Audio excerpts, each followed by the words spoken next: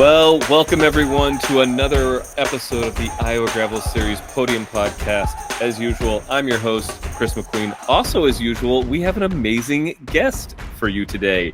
It is Jen Sheffield. Jen has probably some of the most experience on Albia and Pisgah as any racer on the Iowa Gravel Series. She's been on the podium several times, and she is always a delight to talk to. It's unfortunate I can't just do the whole, well, I've never met Jen before sort of thing. So before we got started today, we had a really wonderful conversation already about all the things we're going to talk about. We're going to talk about fueling.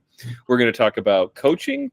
We're going to talk about all the changes and why you should love, but also sometimes hate the Albia courses that we put on. We've got a full show for you. So Jen, it is so good to have you. Thanks for having me.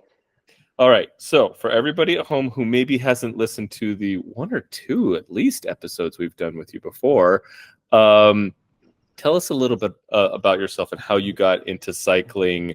You don't have to go too far into the Paris-Roubaix. You can stick to the Iowa gravel stuff that you love. Sure. If you want to. So I got my first gravel bike in 2021. And I will say, honestly, before that, I was much a road cyclist and runner. But we had seen some friends exploring gravel roads. And at first I was like, I don't know, that seems kind of dumb. And then after we got gravel bikes, it was really cool because you got to experience roads that are very much less traveled than being on the road. It's less busy. Farmers are typically really nice. You get to see random stuff like cows that are out, or like on Albia, you get to see like donkeys that are just, like free range donkeys.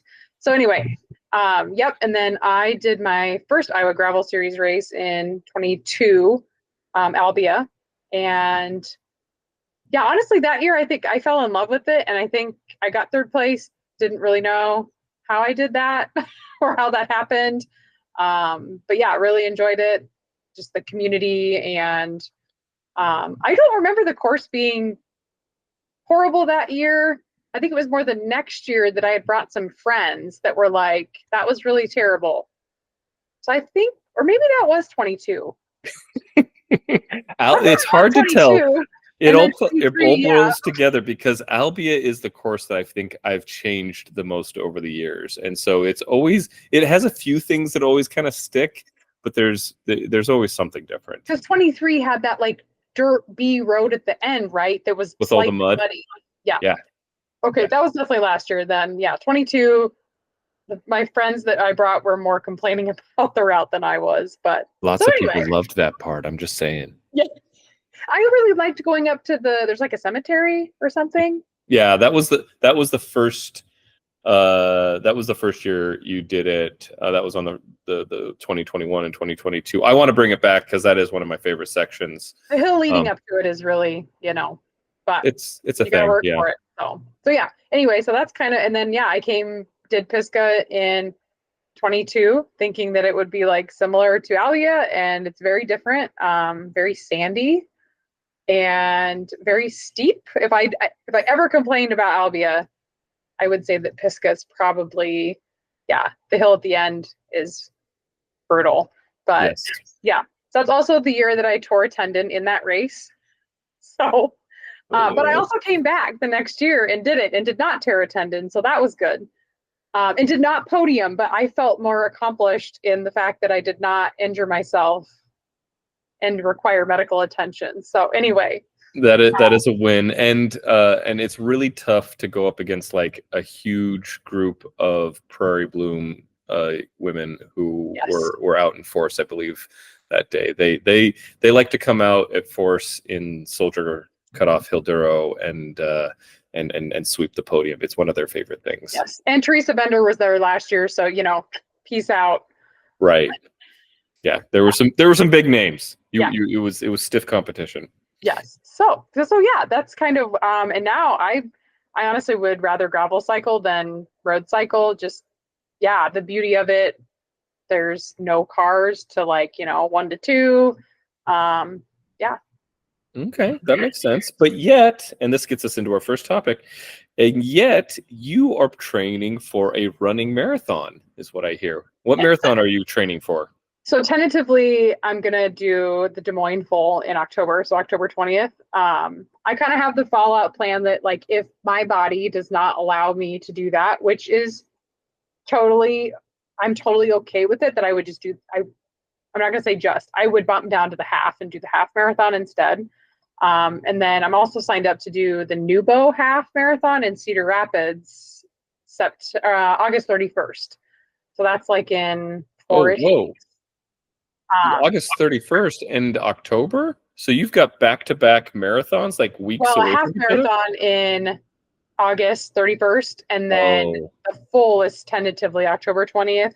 Um, my so actually I hired a running coach this year. Sorry if you want to delve into that. If you yes, already yes. Like, delve into that. tell, tell Yeah. us why. Give us the pitch. Like, why at this point in your life are you like, you know what? I need a coach. So I blew out a tendon in 2022. Oh, And yeah.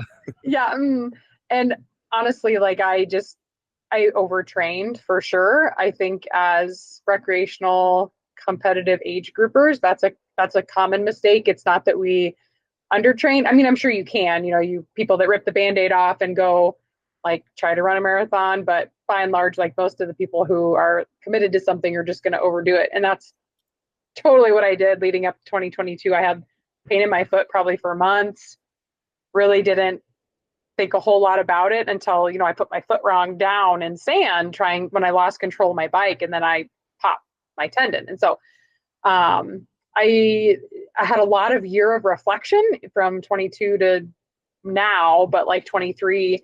And, it took a lot for me to get back to even running. It was a really bumpy kind of recovery to get back, really not knowing if that was something I was even going to be able to do like longer distance, which I've been able to do, and ran my first half since the injury May 4th, the Des Moines women's half. I did that, and that was like the best experience ever. It was like returning to running was just great, and everything was great.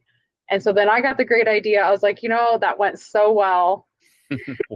I think that I More should is take always better, right? Like if you right. Like, things going well, you need to do more, right? and I feel too, like running and cycling, it's like different than any other sport, right? Because like, in soccer, you have a certain amount of time that you play, and like same with any other sport, like nobody's like, oh, I'm going to play 25 innings instead of whatever normal innings you play in baseball, because clearly I'm not baseball oriented. But like in running and biking, you're like, okay, well, I ran a 5K, I want to do a 10K, and now I want to do a half, and now I want to do a full. And then people are like, oh, I want to do this ultra thing. And same with cycling, right? Like Sarah Cooper was riding the Albia race with me, and she's like, Jen, you should think about doing the Iowa Wind and Rock. And I was like, well, how far is that? And she's like, 300 miles. I'm like, hell to the no. I don't want to do that. That sounds terrible. And so, it's just like this, like, anyway. So That's how Sarah Cooper gets you. She comes up next to you and she's like, "Hey, how's it going?" You're like, "Oh, I'm doing pretty good." And then she's like, "You should go ride your bike 340 miles. It's really cool to do." And she looks at you with all sincerity and with all this like hope and promise and like total confidence in what you are able to do, and then you end up signing up for it. So I'm speaking from first person experience here. Like, be careful with that. It'll happen. yeah. And so anyway, yeah. So after my half, I was like, okay, I think because I've done 3 full marathons in my life, but like a longish time ago. And then I was like, I need help. Like I don't feel like I can trust myself to do this without injuring myself. And so I It did a sounds lot like of it sounds like the first few steps of a 12-step program. right. Right I there. need help. I need to Yeah, admit that I need help. yeah. And so then I did a lot of I say research. I just got on to like the Road Runners. They have a website that people have certifications, and really it's kind of like walking through Walmart trying to figure out, what 10 brands you should buy. And so I actually follow a podcast called the Doctors of Running podcast, and they're all physical therapists. They're like legit people, evidence based. And there was a PT on there who kind of sparked my interest a little bit. And I just reached out to her and I was like, are you accepting new athletes? And she was like, yes. And so kind of told her my story and was like, look, I am ultra mediocre. That's what the shirt's going to say when I run the marathon. I am not going to break any records. I'm not going to stand on a podium with running. Totally not. And I'm okay with that, right? Like, I want to get to the start line and I want to get there uninjured. Like, that's my goal. That's like, will you help me? And she was like, yes. So I've been working with her since May when I finished the half, kind of trained for that on my own. And so it's been really good. Like, she designs everything through Training Peaks. All I have to do literally is like plug it into my Garmin. It tells me what to do. And that's great. Or like if I message her and email her and I'm like, hey, I have this weird, because like I strained my calf doing some sort of speed workout. And she's like, okay, well, it doesn't make any sense for you to like go and try and run. So don't do that. Where normally I would be like, well, it's on the schedule. I need to go do it. So that's been really nice to just have this like voice of reason that's like, no, I don't think that's a good idea. Don't do that. So yeah, that's been really good. And then she designs strength training programs. That's also like something that, I mean, cyclists both and runners, right? We do everything in like one plane. We do everything going forward. We never do anything going back. Maybe if you're mountain biking, you're doing a little bit more skill, but like by and large, you're sitting on a bike and you're pedaling and you're going in that direction, or you're like running. So yeah, I hate it. I hate it so much, but like I strength train like three to 4 days a week. Some of it's more like PT oriented versus like heavy deadlifting and that kind of thing. So, so yeah, that's been a huge change. The strength training piece of it, like really trying to focus on technique, because running is a skill and so is cycling, right? Like it's all a skill that you need to get better at. And so, yeah, that's what I'm trying to do. So a few questions there, and we can kind of take these in orders. First off, like, so what does if you're doing that much strength training, what does a kind of an average, what's the format that you have for the week that allows you to, I don't know if you're biking still or if it's mostly running and strength training, but what is the general format of the week that your coach has you going through? So I'll just start with Sunday. So Sunday right now is typically like a lighter 35-minute easy run. And then you do like an easy, lighter strength. So like yesterday I did a bunch of like, there's a thing called a Mobo board, weird stuff that you balance on with your foot. And so like I did a bunch of that, working with TheraBands, working with my like shin muscles with bands, doing planks and core and stuff like that. And so that's kind of like Sunday. And I keep it to 30 minutes for that type of stuff. And then Monday is you either can do an easy 45-minute run, or if you don't feel up to it, you don't do that, and an optional strength train. So like today I took a rest day because my left calf has been bothering me since I did speed work once again. And then tomorrow, so Tuesday is like the long run because I'm off on Tuesdays. And so tomorrow is a 15-mile run workout. So that's like 5 miles of easy running and then 3 miles of my marathon pace so 3 miles, then 1 mile of easy, 3 miles again of marathon pace, and then quote 3 miles easy at the end. So that's Tuesday. Wednesday again is like the easy run plus strength training or a rest day. I will usually strength train on Wednesday depending upon how I feel. I try to do a little heavier lifting then. So that's more like your squats, deadlifts, calf raises, overhead press, pull-ups, some core work sprinkled in there too. And then, yeah, so then Thursday is always a speed workout, and that always just like, she mixes that all up. So it's either like a track workout, hill workout. Like last week I did like a tempo interval. So like 10 minutes at my like tempo interval pace times 3, plus like a warm up, cool down with recovery in between. Anyway, this is a lot of words, Chris. And No, I enjoy it. I'm following along. If you're not following along at home, pause it in between and do a quick little Google search. And because this is good stuff. Like I think one of the hardest things to do is realize that to really get better is that you can't just ride your bike, and that doing these other things actually in some sort of configuration, and you can figure it out, I think, a little bit on your own, but definitely having a coach is helpful to prescribe and say, hey, these are things that maybe you should do because of what your goals are, what you're noticing about your body. So keep going. You're almost, I think you're to Friday now. So we got 2 days left. So then Friday is typically kind of like an easier day. I think it's like 35 minutes, easy running. There's no strength training that day. And then Saturday is like a 2 to 4 hour bike ride, depending upon what I feel like doing.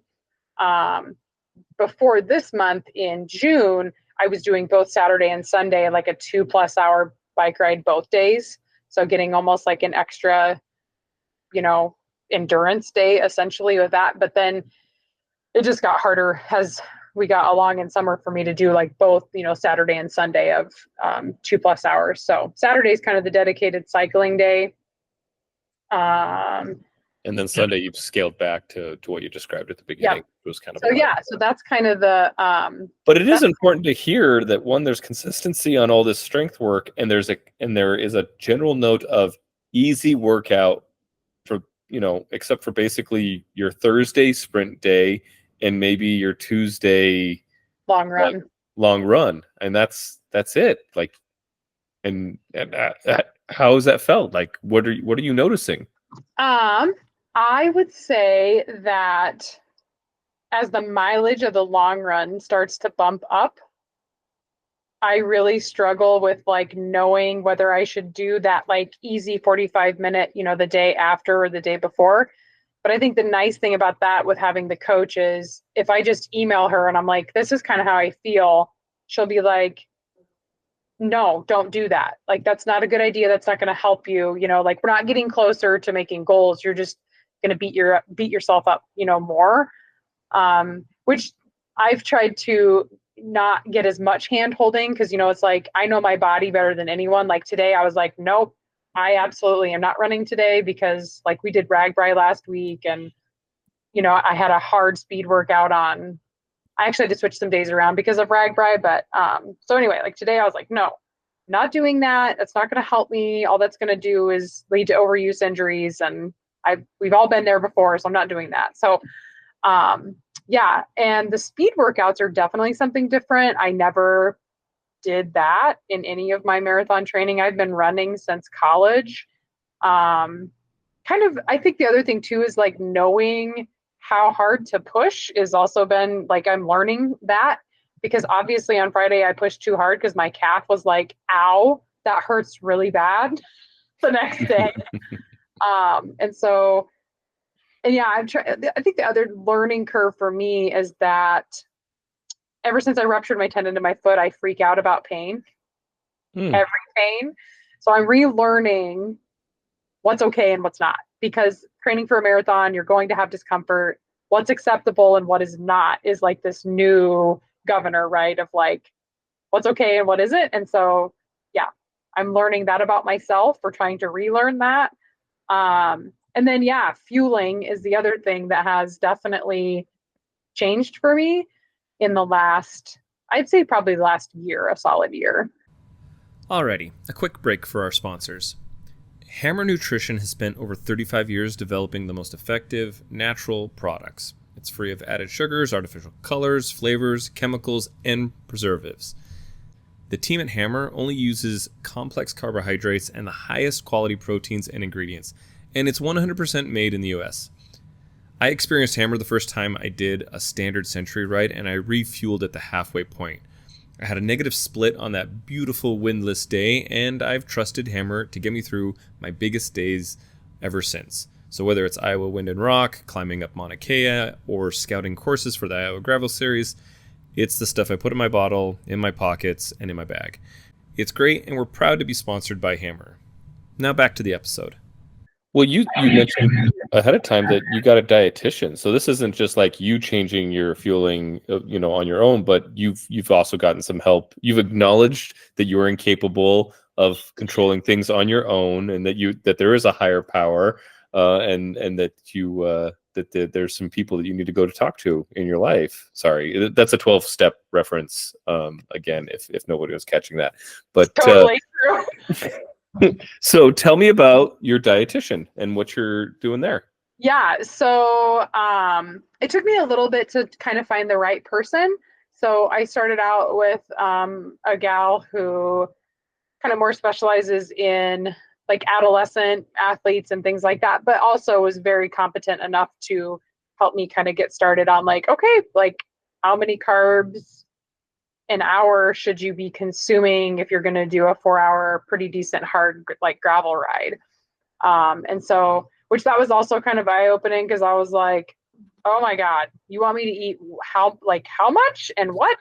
So, And I mean, what I hear, and so I'm curious what your dietitian gave to you. What I hear is anywhere between like 75 to 100 grams of carbs per hour.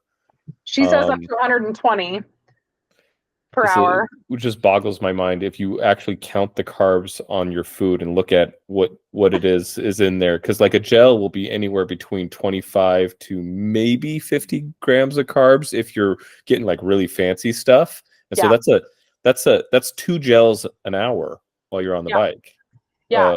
2 to 4 depending on your brand. Which so anyway, is that what your what is your current target on the bike when it comes to carbs? So it all depends on your duration. So like if it's now I have to remember this. I could look it up and cheat, but I'll try to just remember. So and the second gal that I have been working with now for several months, she's based out of Miami, Florida. She's awesome. She like her jam is athletes, and so she's kind of recalculated some stuff for me. So like if my bike ride is going to be less than 2.5 hours, then I think it's like a minimum of 30, but like 30 to 60. And she would much rather it be on the 60 grams of carb per hour if it's going to be up to 2.5 hours. Just for a workout. This is just like train your gut sort of workout sort of thing or anything. Yep. Any bicycling workout that is like up to 2.5 hours or like, up to 2.5 hours, you would do 30 to 60 grams. Now, and I weigh like on a good day, I'm like 155. So it's based upon your body weight too, of course. And like, how tall you are. And like, they put all sorts of calculations together. Sure. So how tall are you? You're 5'8". Okay. You seem tall on the podcast, but in my artificial background. You look fantastic. And so yeah, and then anything over 2.5 hours is the 60 to 120. I think it's 60 to 120. And in Albia, I actually did 115 grams of carb per hour. I've never done that before. Wow. What is your preferred carb method? Are drinking, eating? What do you like to get this number of carbs into your body in that time? So I do not want to chew anything. That's just my preference. I do not want to chew anything at all. Like chewing and breathing and bike riding, I just don't want anything to do with that. So for me, I use GU-Ractane powder as my liquid. And so like for Albia, I literally took 3 scoops of GU-Ractane in each one of my 33-ounce bottles. So there's 60. Those are tall bottles. Yeah, really tall bottles. Big ones. Yeah. Because I also sweat a lot, and that factors into it too. And that factors into sodium and electrolytes too, which I'll get into. But yeah, the GU-Ractane powder is 50, we'll just call it 60 grams of carbs for 2 scoops. So I do 3. And then I also take Mortal Hydration, makes us salty. It's just like Element or whatever it's called. So it's got like 1,000 milligrams of sodium. And I'll divide half of that between each one of my bottles. And then there's like 320 milligrams of sodium in 2 scoops of GU-Ractane. So you can do the math, what's in 3. A lot of salt. Yeah, so that's in my 2 bottles. And then I take a GU-Ractane gel every 45 minutes on the bike. And then so that's and then basically, and then like drinking at Albia, I probably could have drank more than what I did, but it wasn't super hot either. So that factored in a little bit. But I definitely like And as you know, like I pulled up with the group I had a group of guys that I had been with, and I'm like, nope, I got to stop and fill up my bottle, which I probably didn't need to. But so then I filled up with the Heed, which I have no idea how much, is in that on the course. I can go and grab the bottle for you if you want. I think it's like 110 calories and like 21 grams of carb per scoop. Yeah, that sounds about right. It's not especially high because it's meant to be more of an electrolyte drink than a carb drink. The Heed. Yeah. Yep.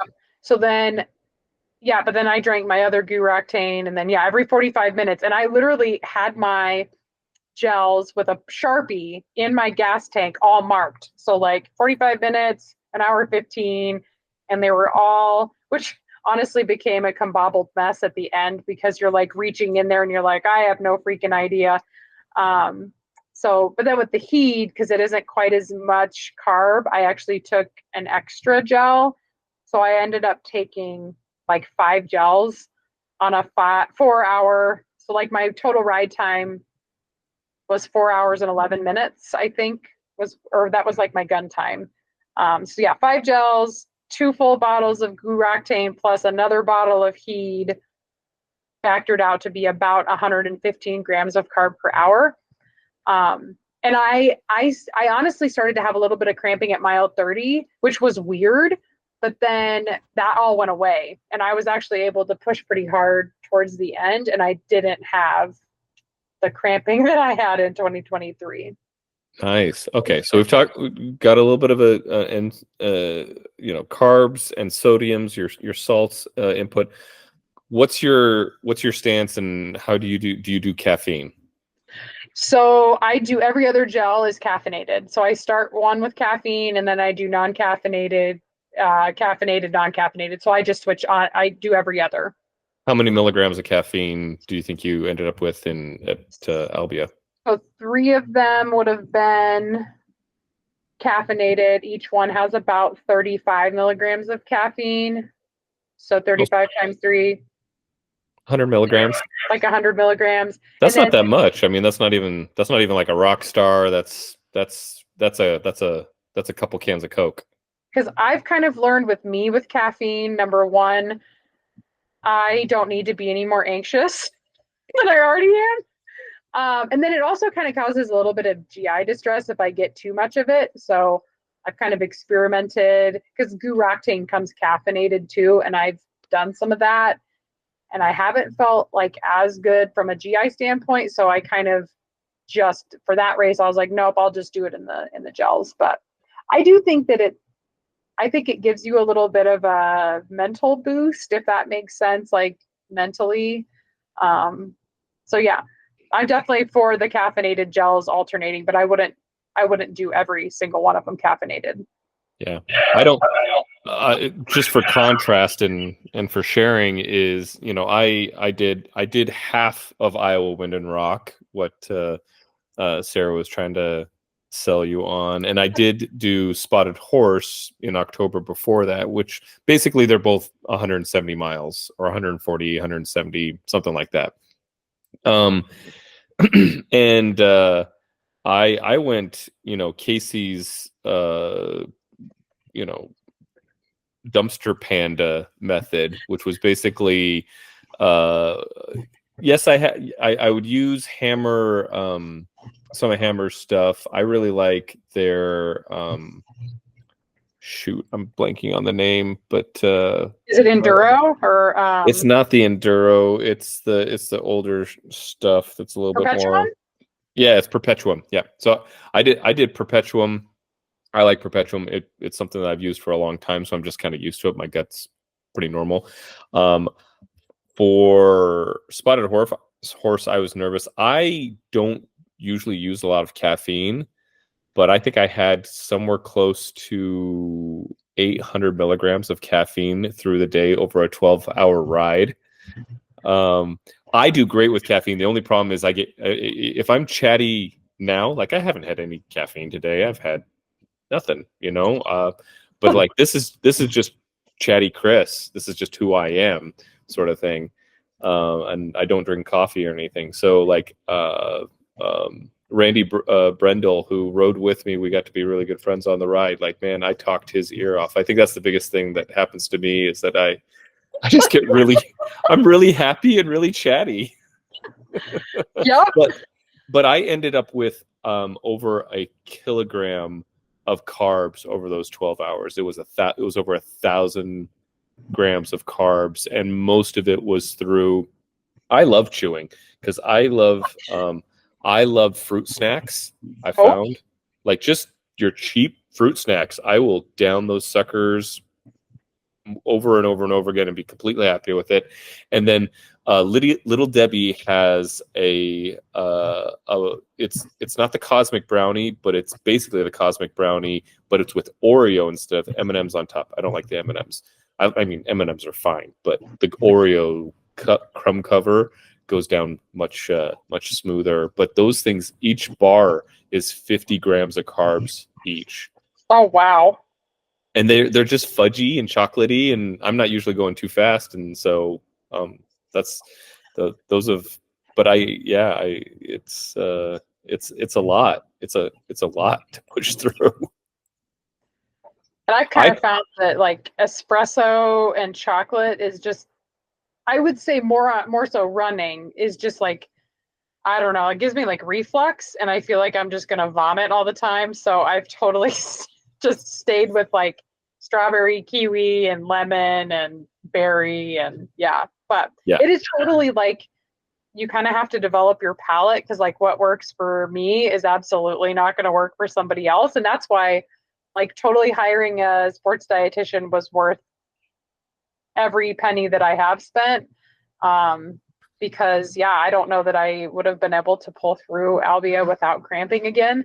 I think the other thing that I did different was I carb loaded. We briefly talked a little bit about that before we started the podcast, that I've always been like, quote, scared to do that, which is just kind of mind blowing and not sad. I shouldn't use the word sad. I just, Well, and I was also scared because I'm like, I don't know, how are you going to feel if you eat 3 cups of rice? Well, honestly, so the day before, so Friday, I basically consumed 500 grams of carb and 3,000 calories on Friday.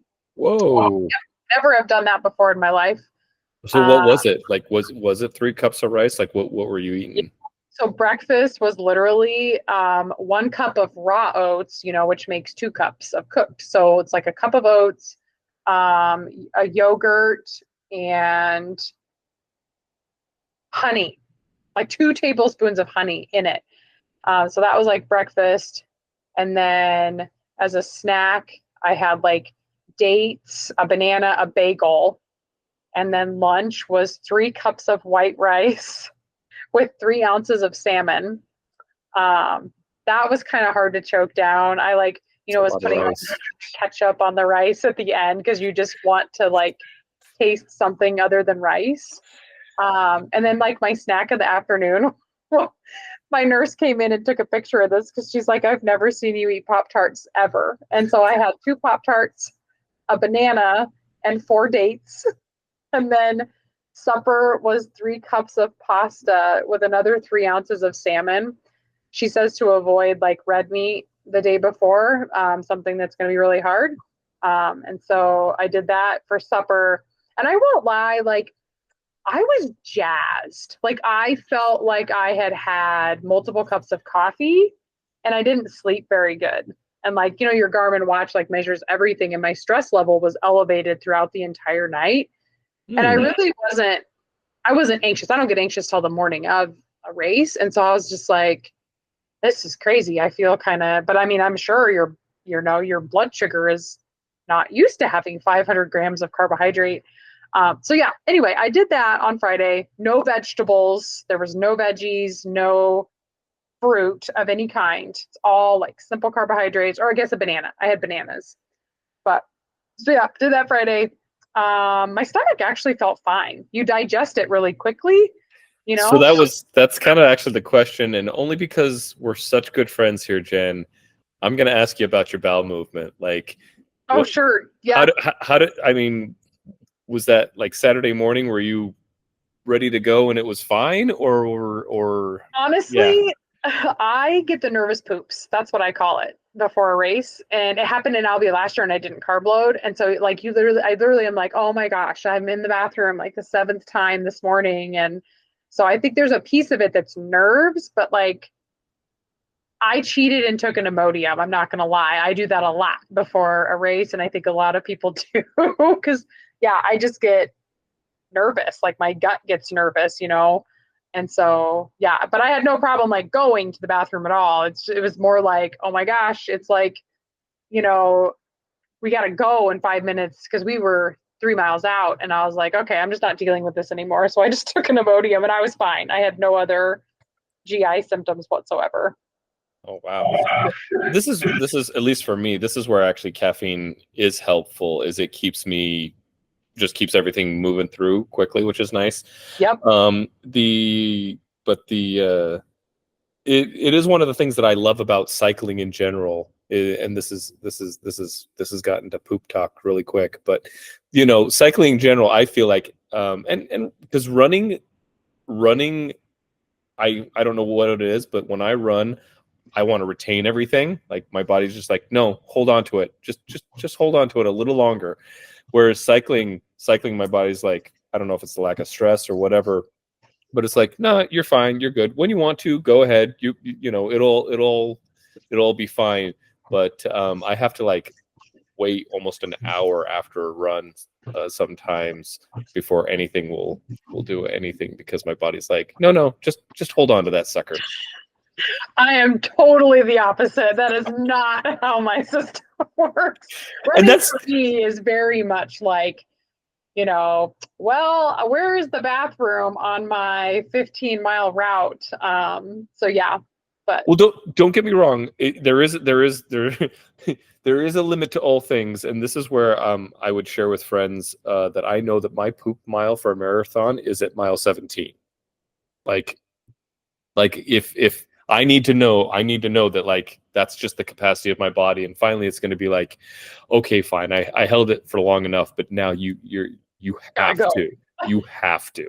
So yeah, mile 14, mile 17, somewhere around there. It's business time. Okay, so here's the other part of my question I wanted to ask you, which is, what are you doing when you're not on the bike that's different with your nutrition? Because I feel like this is equally important for recovery, for comfort, for just general health as we get older, those sorts of things. So do you have much of guidance from your dietitian on what to do when you're not training, when like your regular meals? Yeah, so really quick, to go to like post exercise is really important. And they say for women, it's actually more important than it even is for men for the timing of the window. So like within 30 minutes of any type of hard workout or bike ride or whatever, I will typically consume 30 grams of protein, whether that's like a pre-made protein shake, protein powder mixed with like a fruit. So I have that right away. Like if I come in the house, I will blend that and drink it. Because like, I don't know how most people are, but like I'm not hungry. That's not what I want to do. When I get done like biking for 4 hours or running for, 2 to 3 hours, like that's not what I want to do, but your body like needs it. You have to take in glycogen to replenish and calories and protein. And so that's one thing that I've gotten in a really good routine about, is that as soon as I hit the door, that's the first thing I do. And then I'll eat a meal within like 2 hours of getting home. But yeah, so then outside of training, and I actually meet with my sports dietitian tomorrow again to kind of go over and review some things. In the beginning, I had kind of said that one of my goals was I wanted to do body composition change, right? I didn't say weight loss, but I was like, I would love to have a little bit more muscle. And that's really, really, really hard to do while you're endurance training. Like it's nearly impossible. And that was kind of the thing that she was like, I mean, we can try. But reality is you're basically trying to do two things at once that are almost diametrically opposed to each other. Yep, because you're in a deficit, right? And to be in a deficit like puts you at risk for things like injury. So like my quote, lowest calorie deficit is like 1900 calories a day. And that doesn't include any intrafueling at all. That's not any intrafueling calories. That's just like living. Metabolic stat. Yeah. Your metabolic rate of like what you should be eating. Yes. Yeah. And on the hard workout days, I mean, I think it's like 2,500 to 3,000, depending upon the workout day. So yeah, like breakfast, anybody who doesn't eat breakfast needs to eat breakfast. Like, I cannot tell you how many adolescent athletes I'm like, for the love of God, you've got to eat breakfast. But anyway, so yeah, I will normally have like 2 servings of carbs, which is like a half a cup of raw or uncooked oats, and then a fruit, and protein, which is usually 2 eggs. So I eat that in the morning, and then usually within 2 hours I have a snack, which is like an apple, a tablespoon of nut butter, and a yogurt. And then lunch is there's 4 ounces of meat, like a cup of rice or 2 servings of carb, fats, so like avocado, cheese, oil. You just like there's this huge menu of things that you can pick from, right? So none of it's like you can only eat these things. And then 2 cups of vegetables. And then my afternoon snack is again like I usually do cottage cheese and granola. People think that's really weird, but that's what I do. I don't think that's weird. I think that's totally fine. Cottage Keep cheese going. and Keep granola. going.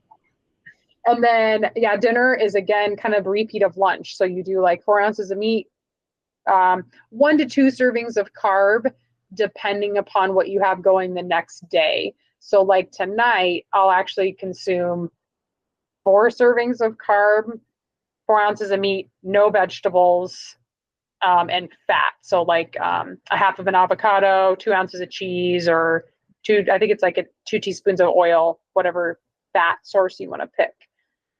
So yeah, that's kind of my like rundown of what I would do on a day like today. That's what I'll do, or what I did for I did nothing today. I did no exercise today. And so, yeah. You got to keep everything fueled and healthy.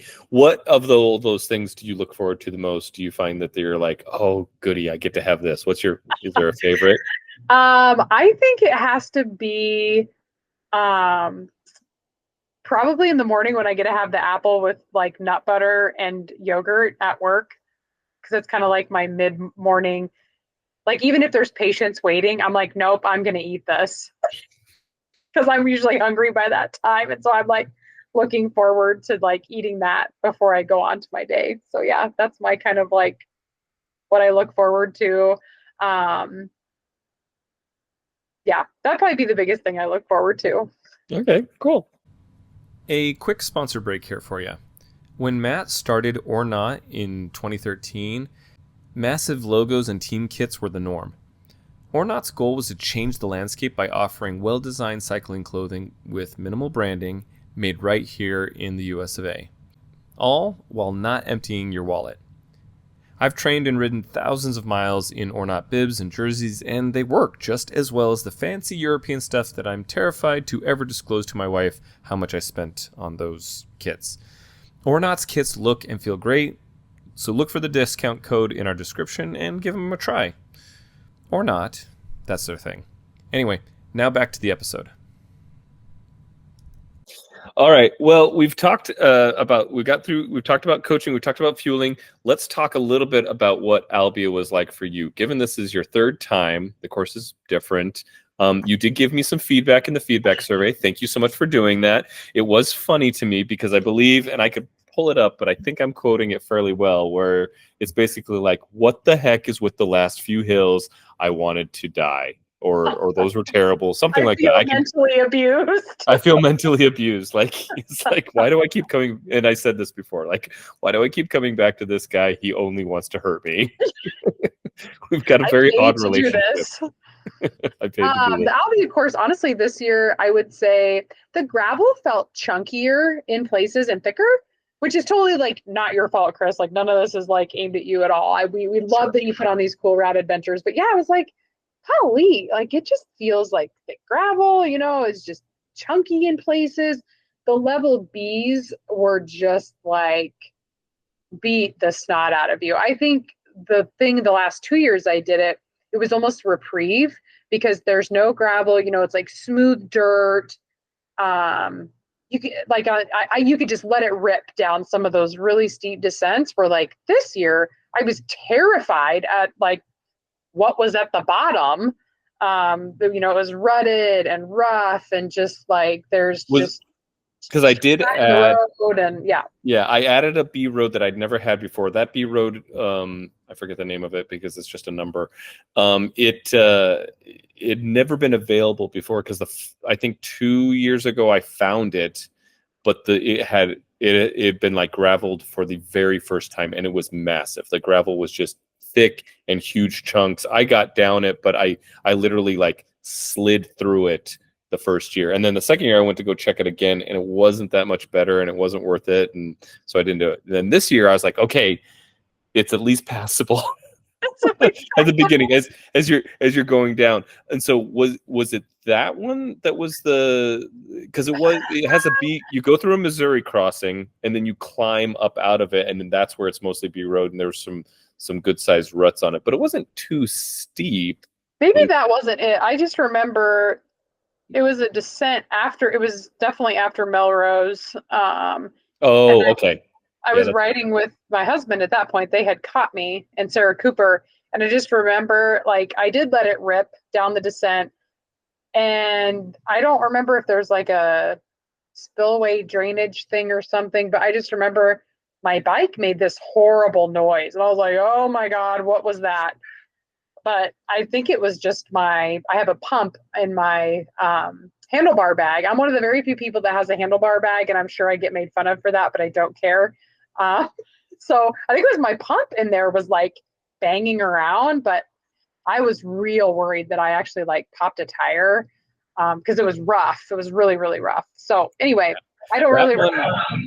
So, because there's 2 major B roads before the first aid station at Melrose. There was the one that was the new one, where you go, it's a kind of a long descent to a Missouri crossing, and then it's a B road up. And then there's another one where you kind of you climb up to the top, and then it kind of winds up a little ways, and that's after the cow after you go through the feed lot with the cows on either side, which technically is a B road, but doesn't feel like a B road. They've gone through and graveled it several times, but like if you look on state maps, it's labeled as a B road. But the farmers there keep it pretty well maintained, and they've several times mentioned to me how much they love the cyclists go through there each year. Yeah, we saw it was 2 of them were like grinding hay. And, you just like wave, and like that's where the donkeys or burros or whatever they are, just like out in the middle of the road. So I was like, oh, that's cool. Yeah, they have some free range donkeys through there that are very nice. I've never had any problems with them. No. I will say that I think I really liked starting and finishing at the fairgrounds. And I don't know if that's because there's not like the big steep hill that comes up to the Catholic Church at the finish, but because I had actually been riding, Sarah Cooper was with me and my husband, and then I wanted to just push myself as hard as I could to just see what I could do at the end. And so I was pushing really hard up the godforsaken hills, whatever it is, Heitman or whatever it's called. Heitman. So yeah, at the very end, so you get through there's a bit after you get through Melrose, you kind of keep heading west a little bit, and then you turn north, and there's a pretty long, just flat north heading route, and then you finally turn back east, and you kind of wind a little bit, and you get to Stevens State Forest, where it has a huge B road dip, right, where you it's a big long B road that just goes east for a long time, and it has a good sized dip in it, and then you come out of there, you wind for a little bit, and then you have to go through Heitman, which has some big rollers that are just it's either Heitman or there's one other way I can kind of get you around, but it's not any better. There's no good way, right? Like that's it's the hard. Yeah, getting everybody out to Stevens State Forest and some of those neat roads out there is great, but you pay for it because you have to come back through Heitman. Yeah, but no, I like was going up those hills, and then like I said, I was just like, okay, I'm going to push really hard. I'm not going to look behind me, and I got to the pavement and like the fairgrounds were right there. I had no idea.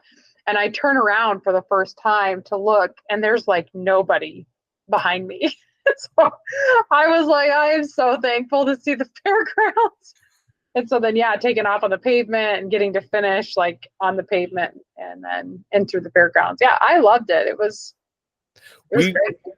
So St. Mary's and Sharon Crowell, who has been a contact there for a long time, and Father Mark, who has since moved on to a different parish. I haven't met the new pastor there. They have been so fantastic. But what happened this year is they're redoing their parking lot, so it was completely all torn up and everything.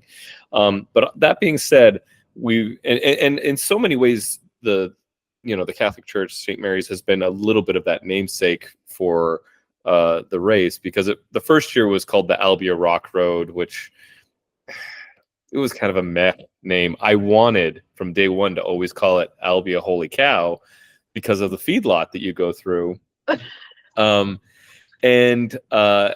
was also worried about being in any way disrespectful to St. Mary's and what they had done, because they'd always hosted it and everything. And so the first year, we did it, and then came the second year. I kind of asked them, like, is there any problem if I called it? Would you feel any problems if I called it Albia Holy Cow? And they're like, no, that sounds like a great name.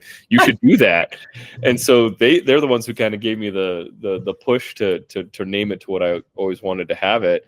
And so it kind of actually still fits very well with the fairgrounds. And there's a good chance we'll have it at the fairgrounds next year, because they have so much camping available. And there are, I didn't know this, and I'm so sorry that I couldn't share this with you before, but I know it now. There's showers at the fairgrounds. Where are there showers at? Yeah, I haven't tried them yet, but they say that they're great, and they're or fine, I guess. They're no worse than Pisgah's, which is a shower. It's a shower, right? Right. And it's warm. It's warm. It's a warm shower, right? You don't complain about warm showers. No. So the fairground has a massive amount of RV parking, and so that people can stay there, and it has showers. It's got some very nice new bathrooms that they just did, and so yeah, we'll probably do it at the fairground again next year, because it just is it's really great. Monroe County's done a great job, and the fairground board has done a great job of putting that place together. So we've yeah, that's kind of where we're heading. So cool. Yeah. So you're all for Albia at the fairgrounds, and you think you'll be there next year? I think so. We just love it because like my brother-in-law lives there, and so it's nice that we just we go down Friday night and we sleep in a house with a bed, and and then we just ride to wherever the start is from the house. And so I will definitely do it again next year. Pisgah is still up in the air. I don't know that I'll do. I'm not quite sure yet on that. I think Fairfield looks really interesting. Fairfield is going to be amazing. We're going to have a great podium prize. We have $2,000 worth of money to give away. So that's worth a look. It has a 100-mile distance, 100K, and a 50K, as well as the 10K run the night before. So there's a lot there, and I will definitely talk up Stevens and Fishback and Stevens Cider House there. The venue is gorgeous. The owners there have been nothing but kind, and are actually were out there a couple weeks ago reconfiguring their connection with the trail that we'll use to come back in on, so that we have a nice entrance in, and everybody will be able to be out on the deck listening to live music while people are coming in That's to cool. the finish line and everything. So it's going to be a lot of fun, I think. Cool. Yeah. So yes, look at Fairfield. Oh goodness, Jen, we could probably chat all night. But for the sake of people getting through this podcast, we'll have to wrap it up. But I'm confident that we will have probably another episode in our future. And it has been so good to chat with you. Yeah, awesome. Thanks for having me. All right. Well, we will see you soon.